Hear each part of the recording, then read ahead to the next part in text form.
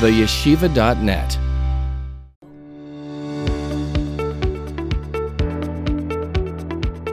The fourth and last perek of Hilchos Krishma deals with people, individuals who are exempt of the mitzvah of Krishma.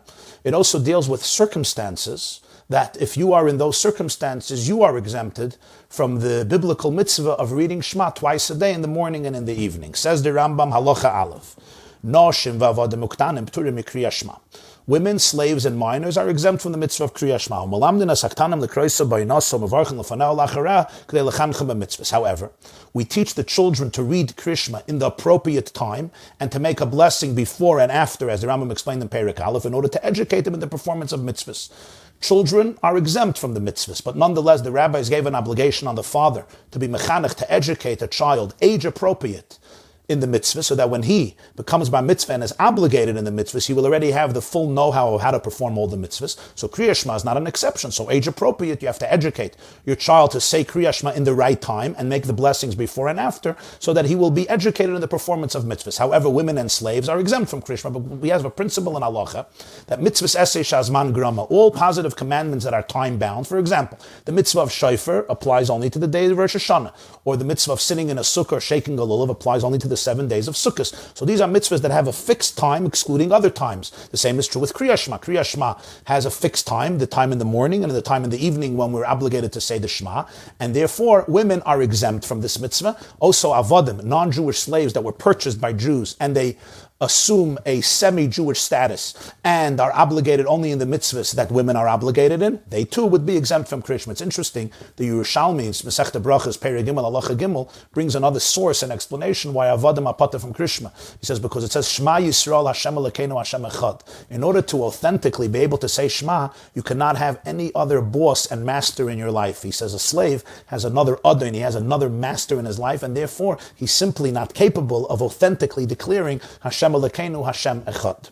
Continues the Rambam, Misha haya libay taruz v'nechbaz ledvar mitzvah, patur mikol mitzvahs u'mikriyas Shema. Somebody whose heart is overwhelmed, involved and engaged in doing a mitzvah, so he is exempt from all the mitzvahs, including from Krias Shema. We have a principle in halacha, the Gemara explains it in Sukkah Daf Chafei and brings the sources. Ha'oisek b'mitzvah patur min ha'mitzvah. When somebody is involved in one mitzvah, generally they're exempt from doing any other mitzvah that comes up during that time. Here the chiddush is that even though the person is not actively doing a mitzvah every moment that they're obligated to do Shema, but because this is a type of mitzvah that occupies your entire mental space, so as long as you're overwhelmed and involved in trying to fulfill this mitzvah, during that time you're exempt from all the mitzvahs, including Krias Shema. What would be a practical application of this? Lefichach, therefore, chasen shenasa psula. A chasen, a groom, who marries a Median, patur mikriya Shema sheyavi alah. He's exempt from the mitzvah of Krias Shema until he actually has physical intimacy with her. Why? Because marriage, getting married and building a Jewish family, pru'urvu, is a mitzvah. So he is now occupied until he's actually physically together with her. He is stressed out. His mind, his heart is overwhelmed. There is tension, there is fear, there is concern, there is anxiety, there's anticipation, there's joy, there's expectation. But he's completely overwhelmed. His mind is not. His mental space is occupied by something that's a mitzvah, which is the relationship with his new wife. The Ram said, his das, his mind is just not open. His mental space is being occupied by mitzvah. Shemalayim tzala psulim. He's very nervous. Perhaps he won't find the psulim in her. He won't find her to be a virgin. However, if he waited till Mitzvah Shabbos and he didn't have relations, then Chayiv Likus from Mitzvah Shabbos Veilach. Then he's obligated to read Krias Shema from Mitzvah Shabbos and on, even though they were not physically together yet, because he calmed down already, V'libay Gaspa, and he's much more comfortable with her, Afal Pisha Leibal, even though they did not have physical intimacy. They used to get married, the Mishnah says in Ksuvas, Psula Nisas Liyam Harivi. They used to get married either Tuesday night or during the day of Wednesday. So that's what the Rambam says. If he was together with her physically in the same home, they were a married couple on Wednesday, So it's Wednesday night for Tuesday night. They got married Tuesday night, Wednesday night, Thursday night, Friday night. So now he says by the time Mitzvah Shabbos comes, even though there was no physical intimacy, but he's already calmer, they're more comfortable with each other, they're not so shy, and therefore at this point he's already obligated in Krias Shema. But if somebody marries a woman who was already previously married, even though there's no question he's involved in a mitzvah, but chayav likros, he's obligated to say Krias because he's not doing this mitzvah 24 hours a day.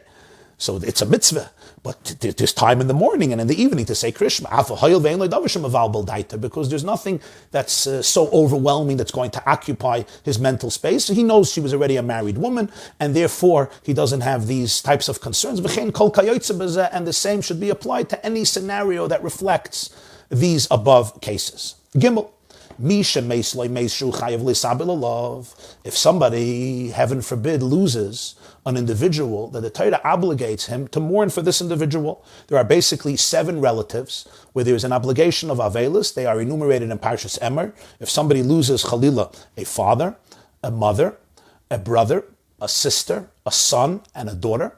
And then there's also the 7th one, which is a spouse. So if any of these types of relatives pass away and the person is obligated to grieve for them, Pater Mikriya Shema Yikberenu, he is exempt from the mitzvah of Krias Shema until he brings this person to burial, because he simply does not have the mental space to be able to focus on Krias Shema. And as we learned earlier, the Rambam told us in Perik Beis that Kavanas Halev, certainly in the first pasuk, is a prerequisite for Krias Shema. The person has to have the mental space to accept the sovereignty of the kingdom of heaven and to declare Hashem's oneness. But in this state, the depth of anxiety and loss and grief and confusion and shock, etc., deprives the person from the serenity and calmness to be able to do Krias Shema, and therefore the person is exempt from Krias Shema.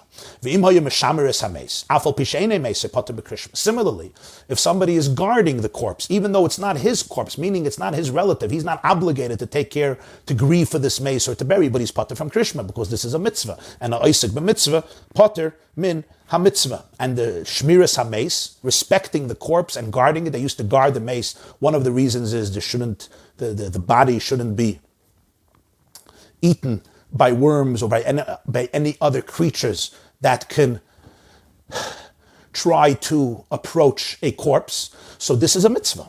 So even though the time of Krias Shema comes and it passes, let's say the person is guarding the mace from before sunrise all the way for the next 3 hours, he's pater from Krias Shema because he's involved in Shmiras HaMace. But if there are 2 guards, then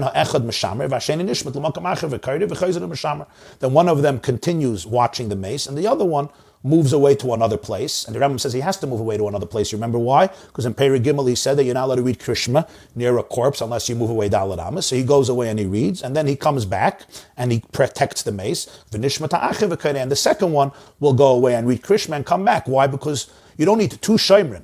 So one of them is doing the mitzvah, and the other one could go away because the mitzvah is being done by somebody else, and he could read the Shema, and then they can exchange places, and that way everybody reads Shema. Continues the Rambam, v'chein ha'chofer kever l'meis. If somebody is busy digging a grave for a mace, again, he's doing a mitzvah. Pater mikriya Shema, he is exempt from Krias Shema. And as the Poskim explain, even when he takes a break, you could say, oh, he's not doing a mitzvah now, he's taking a break. He's digging and digging and digging and digging, and then he takes a 10-minute break. Say, oh, now it's time of Krias Shema. It's 7 a.m, you got to reach Shema. He's not mechuyev in Krias Shema because taking a break is part of the mitzvah, because if he doesn't take a break, he can't continue digging, which is a fascinating idea. In other words, the pause between the digging, that's part of the mitzvah because it's the energy that you need in order to continue digging. Dalet. Generally, we do not take out a mace in order to begin the funeral procession and the burial close to the time of Krias Shema, unless he was truly an extraordinary, great human being. We do not want that Jews should not read Krias Shema in the right time. And as we're going to see, once the funeral is happening, everything changes. So therefore, let the time of Krias Shema come, let them read Krias Shema, and then we'll begin the funeral. We don't start the funeral close to the time of Krias Shema. If you know that the funeral could start before the time of Krias Shema and finish, then it's not a problem, gesund hate.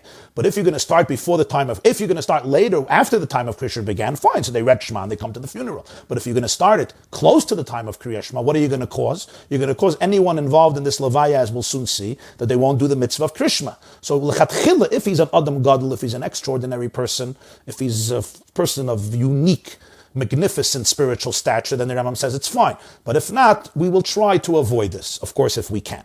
But if they did begin the funeral procession close to the time of Krishma, they took out the coffin, and the time of Krishma began, say sunrise is 6 o'clock, just for argument's sake, and they started this levaya at, let's say, 5 o'clock or 5:30 a.m., the time of Krishma comes, and now they're in middle of a funeral procession.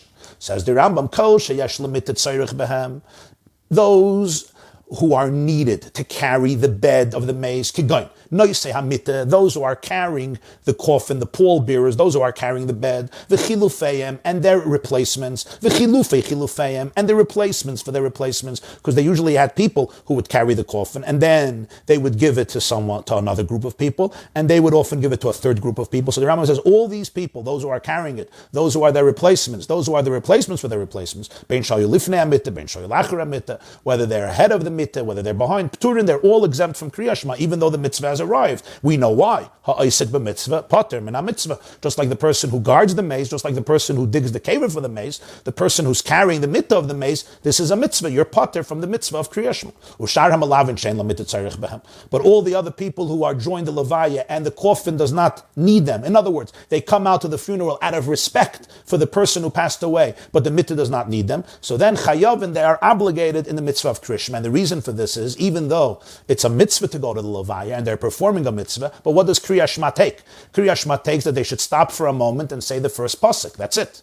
So they stop for a moment and say Shema Yisrael Hashem Elokeinu Hashem Echad, and then they could continue walking on the levaya and saying Shema. So that means the mitzvah of Shema in no way will compromise or minimize even an iota of the kavod hames. Those who are carrying the mitzvah, they completely are focused on the mitzvah. They have to have their mental and physical strength to be focused on the mitzvah. We will not have them stop even for a moment and say Shema Yisrael and say Shema. They're completely exempt. Hey, hayu oiskim behesped v'giyaz man krishma. Let's say the community is involved in a eulogy.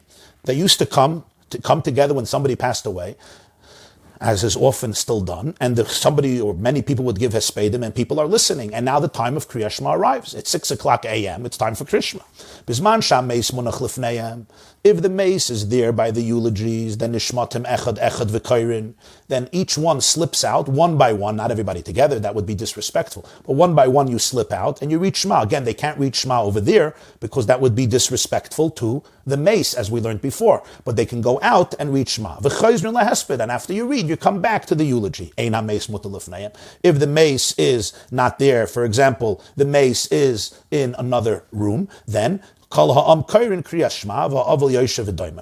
everybody could read Krishma. They don't have to leave. They could take a break in the hesped. Everybody reads Shema, and then they resume the hesped. And the avel, the mourner, sits quietly. As we learned before, he's not obligated to read Shema until after the burial. This is before the burial, so he could just remain there silent, and it's not a problem. They're not mocking him by reading Shema. It's not like reading Shema in front of a mace because he's chayiv in mitzvahs. It's just right now he's not chayiv, but he's going to be chayiv tomorrow or tonight. However, they could read Shema at this moment by the hesped. Vav. After the burial, till now we spoke on the way to the burial, the funeral, the eulogy. What about after the burial? So the burial finishes, and the avelim, those who are in grief, those who are grieving, the mourners, return from the grave to start accepting condolences and words of comfort from the community, from their friends, etc.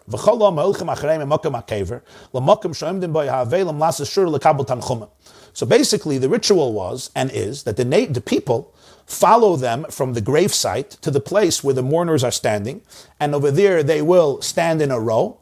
Often they make 2 rows, and the mourners walk through the rows, or sometimes they would make a circle and encircle them. So they would make rows of people, and they would walk through these rows, and they would receive words of comfort from those who have gathered at the burial. So the Rambam says as follows. And remember, the time of Kriya Shema has arrived.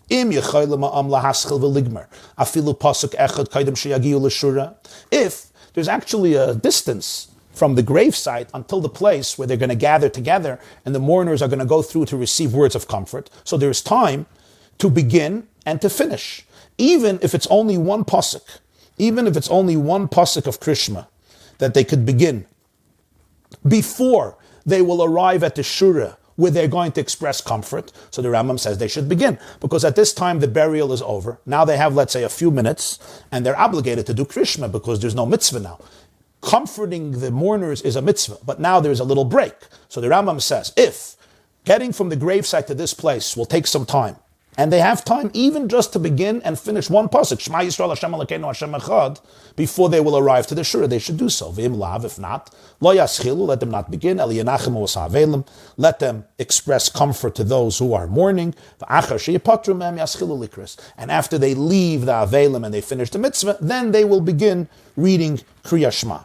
In other words, what the Rambam is saying is that when the levaya is over, when the burial is over, so now they're mechuyev in mitzvahs. So if they have time to do Krias Shema before the next mitzvah, so they should do it. Even one pasuk, Shema Yisrael Hashem Elokeinu Hashem Echad. Even one pasuk. However, if there's no time for that, so now they have a mitzvah ahead of them, so let them go do that mitzvah, and then afterwards they'll do Krias Shema. Bnei Adam ha'imdim b'shura. The people who are standing in the row, encircling the Avelim, or on the two sides where the Avelim walk through.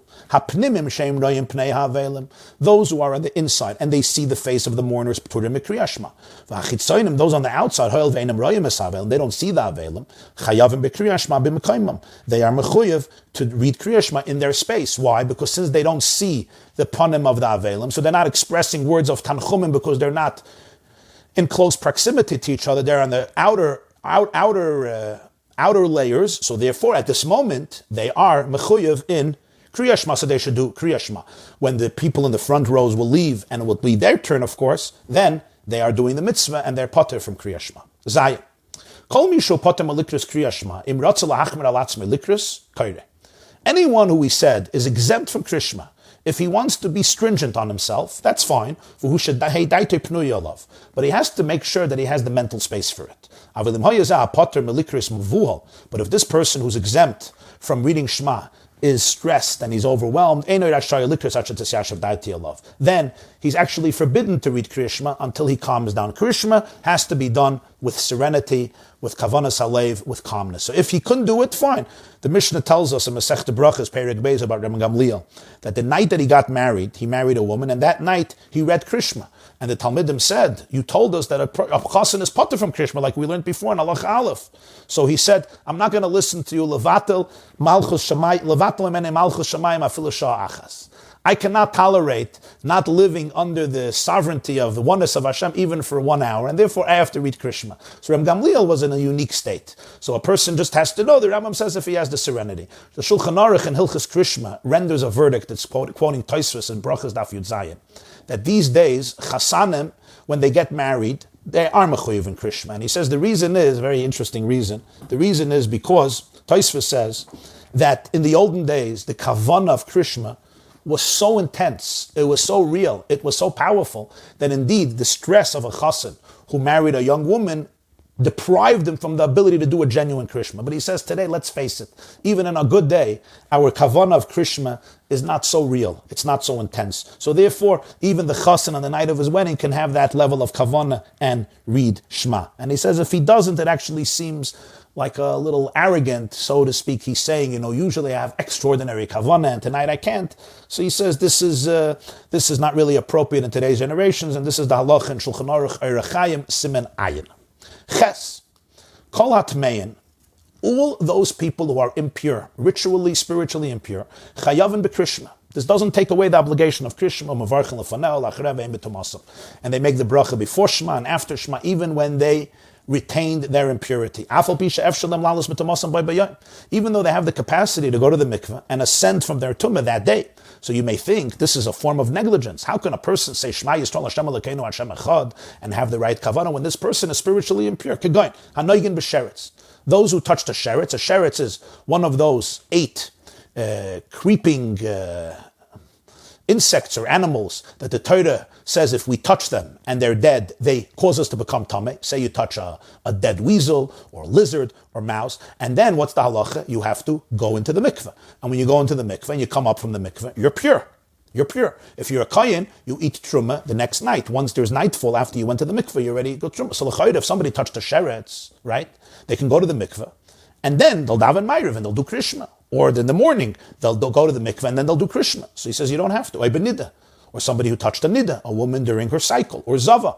A zava is a woman who has a certain emission, which was a disease that was known in the olden times. The Rambam is going to discuss that later. Or mishkavan, or somebody who touches or sits on the mattress or the couch with a nida and the zava, sat or lied. The kayotze behen, all these other forms of tumah. If you touch the sheretz or these other sources of tumah, you can go to the mikveh and become tired. The Rambam says that's true. But even if you're tameh and you don't go to the mikveh, you're chayev and krishma and make the brachas. However, Ezra and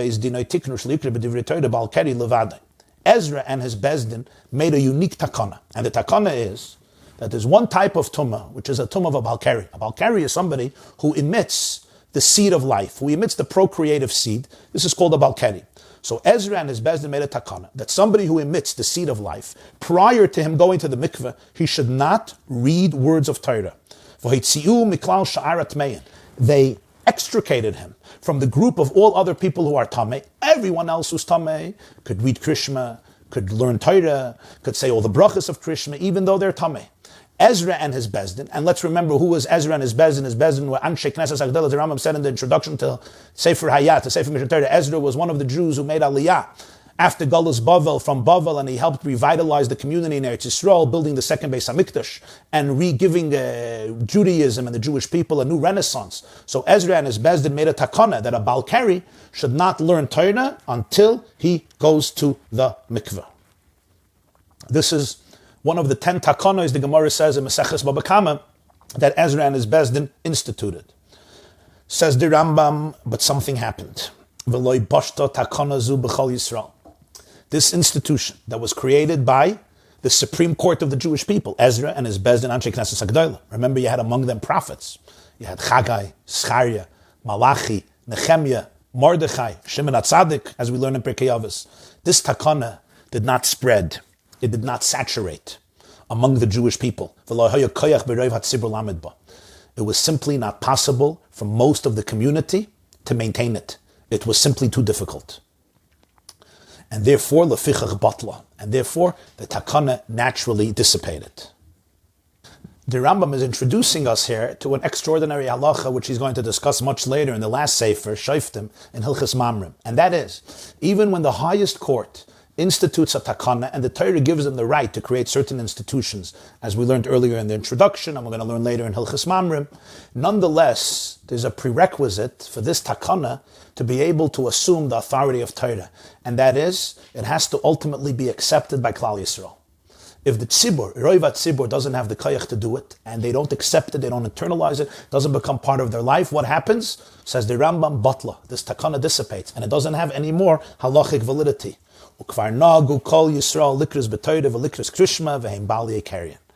And thus, it already became the entrenched tradition of all Jews to learn Torah and to say Shema, even if they are Balei Keri, and they did not go to the mikveh. So even though Ezra and his Bezah made a takana, you can't learn Torah with being a Balei Keri without going to the mikveh in the morning. And Krishma is, of course, a part of Torah, but the Rambam says this just did not take root, and therefore it dissipated.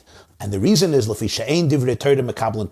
because essentially the words of Torah are not susceptible to impurity. The words of Torah retain their purity for eternity. Shenemar, the pasuk says in Yirmiyah Perek Chav Gimel pasuk Chavtes, Halaykoi dvarai ka'esh ne'um Hashem.